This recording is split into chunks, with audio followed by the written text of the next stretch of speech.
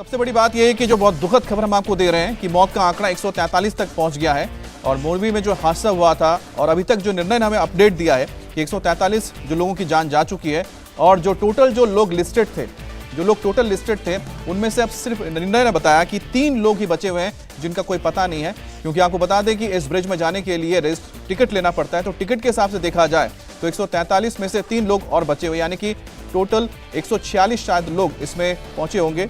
निर्णय, अभी आपके पास और क्या ताज़ा जानकारी है? क्योंकि हमने बता दिया कि आप जो तस्वीरें दिखा रहे थे, एक बार फिर से तस्वीरें दिखाएं जहां पर बताया जा रहा है कि 4 बोट्स आर्मी के भी जो इस पूरे रेस्क्यू ऑपरेशन में लगे हुए हैं।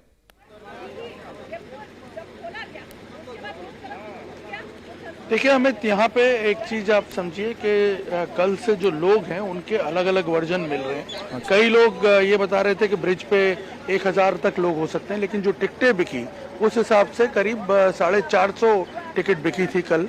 और ये बताया जा रहा था जिस वक्त हादसा हुआ तब ब्रिज पर करीब 300-350 लोग थे। आप देख सकते हैं ब्रिज जिस तरह से टूट के गिरा, ये सब के सब लोग नदी में आके गिरे।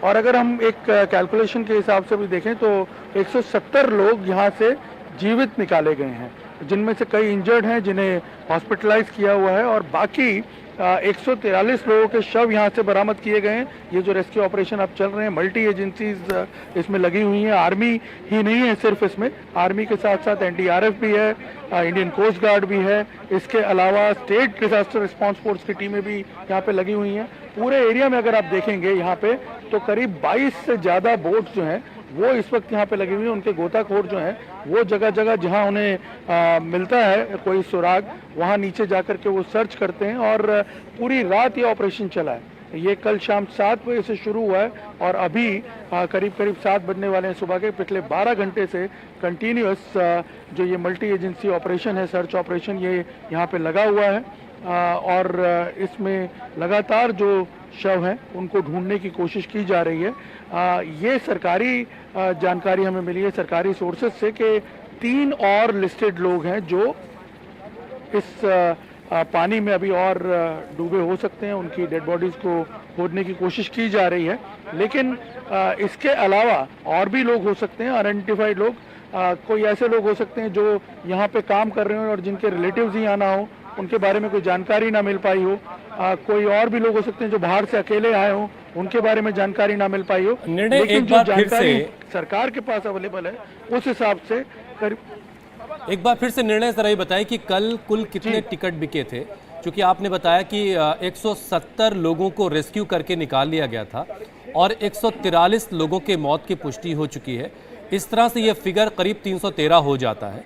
तो कल कुल कितने टिकट बिके थे उसके हिसाब से एक अंदाज़ा लगाया जा सकता है कि अभी कितने लोग पानी में हो सकते हैं, कितने लोगों की डेड बॉडी अभी निकाली जा सकती है। देखिए, मैं आपको हुसैन यहाँ पे एक इंटरेस्टिंग विजुअल भी है, उस हिसाब से पूरा समझाता हूँ। करीब 450 टिकट बिके जो जानकारी मिल रही है। और उस वक्त जब ये हादसा हुआ है तो कई लोग, करीब बता रहे हैं 300-350 लोग इस ब्रिज पर थे। ये जो सामने ब्रिज आपको दिख रहा है जो कि पूरी तरह कोलैप्स हो गया, इस यहाँ पे थे। लेकिन कई लोग ऐसे भी थे जो ब्रिज का जो ये रनवे है पीछे की तरफ, अगर हम यहाँ पे कैमरा घुमा के दिखाएं, ये देखिए जो पीछे रनवे दिख रहा है, इस रनवे पे भी लोग खड़े हुए थे। तो वो लोग पहले ही भाग गए थे। जैसे ही ये हादसा हुआ उनमें अफरा तफरी मची और वो वहाँ से निकल गए। तो रनवे पे जो लोग खड़े हुए थे उन्हें किसी को कुछ हानि नहीं पहुँची है। लेकिन जो लोग यहाँ ब्रिज पे थे, इसमें कई लोग ऐसे भी थे जो ये जो स्लाइड करके आया रैंप, उस पे भी फंसे हुए थे। उनको तो बचा लिया गया। उन्हें ऊपर से कुछ लोगों ने आ करके, यहाँ जो स्थानीय लोग थे उन्होंने भी आकर के उन्हें बचाया। और कई जब रेस्क्यू टीम्स पहुंची उन्होंने उतार करके उन्हें बोट में लेके गए। कई लोग जो आसपास रह गए थे, जो किनारों के आसपास गिरे थे, वहाँ जो सामने का किनारा है वहाँ पे बताया जा रहा है कि पानी इतना डीप नहीं है सामने के किनारे में। तो वहाँ पे जो लोग थे उन्हें तुरंत रेस्क्यू कर लिया गया था। तो ऐसे कई लोग जो हैं उनको रेस्क्यू कर लिया गया था। कई लोग सामने की तरफ रनवे पे खड़े हुए थे, वो पहले ही वहाँ से पीछे हट गए थे। तो इसलिए एग्जैक्टली कितने लोग उस वक्त पुल पे थे, कितने लोग गिरे, ये अभी असर्टेन नहीं हो पाया। लेकिन जो सरकारी जो जानकारी हमें मिली है उस हिसाब से 170 लोगों को यहाँ से जी जी। आप जो तस्वीरें दिखा रहे हैं, थोड़ा हम इसको जगह को समझना चाहते हैं क्योंकि बहुत पॉपुलर टूरिस्ट प्लेस है। आप जिस जगह पे खड़े हैं, क्या ये नजरबाग पैलेस है या फिर दरबारगढ़ पैलेस है, या नजरबाग पैलेस पे आप मौजूद हैं? और कि दोनों तरफ से क्या एंट्री होती है ब्रिज के लिए, या सिर्फ एक तरफ से एंट्री होती है? देखिए हम नहीं, ब्रिज के लिए मैं आपको बता दूं, हमें दोनों तरफ से एंट्री होती है। जहां मैं इस वक्त खड़ा हूं नजरबाग पैलेस की साइड, वहां से भी एंट्री होती है। ये पीछे की तरफ अगर हम ले जाके देखेंगे यहाँ पे, तो पीछे से एंट्री होती है। और ये पूरा जो है ये गैंगवे है, ये एक तरह से हम रनवे कह सकते हैं। इससे लोग चलते हुए आते हैं, इस रैंप से, और यहाँ आकर के इस ब्रिज पे एंट्री लेते हैं। ये जो सामने पॉइंट है, यहाँ से ब्रिज पे एंट्री लेते हैं। इसी तरह से अब अगर मैं सामने की तरफ आपको दिखाऊं, वो जो सामने आप देख रहे हैं टावर लगा हुआ, वो दरबारगढ़ पैलेस है सामने की तरफ। और दरबारगढ़ पैलेस में भी इसी तरह से एक एंट्री है, लोग वहां से आते हैं और ऐसे ही एक रनवे बना हुआ है वहाँ। लेकिन वहाँ का जो पूरा हिस्सा है वो पूरा टूट करके गिरा है। एक्चुअली शुरू में ये माना जा रहा था कि ब्रिज बीच में से टूटा है, ऐसा नहीं हुआ था।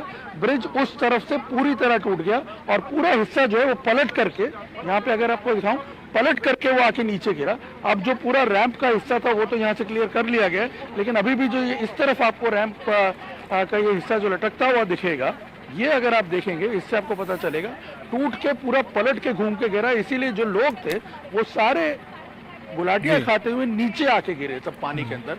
कई लोग जो हैं वो इस रैंप के मलबे के नीचे भी दब गए थे, क्योंकि जब मलबा हटाया जा रहा था रैंप का, कई लोगों की डेड बॉडी उसके साथ साथ निकली हैं।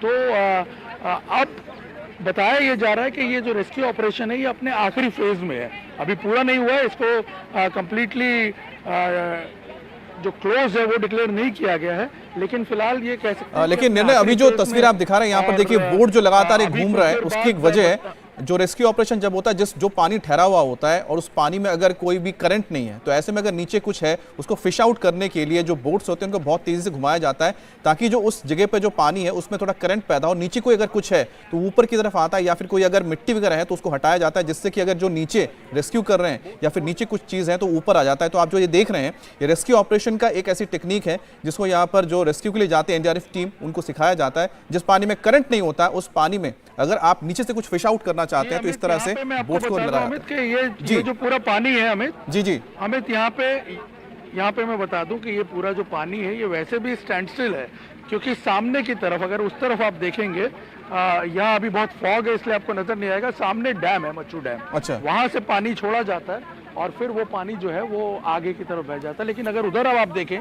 जो ब्रिज है, वो ब्रिज के नीचे की तरफ आप देखेंगे तो एक चेक डैम बना हुआ है। अच्छा। ये चेक डैम जो बनाया हुआ है, इसको बना करके पानी को रोका गया हुआ है। इंडिया टीवी हर वक्त हर जगह डाउनलोड करने के लिए सर्च करें India TV news Google play store या ऐप स्टोर पर।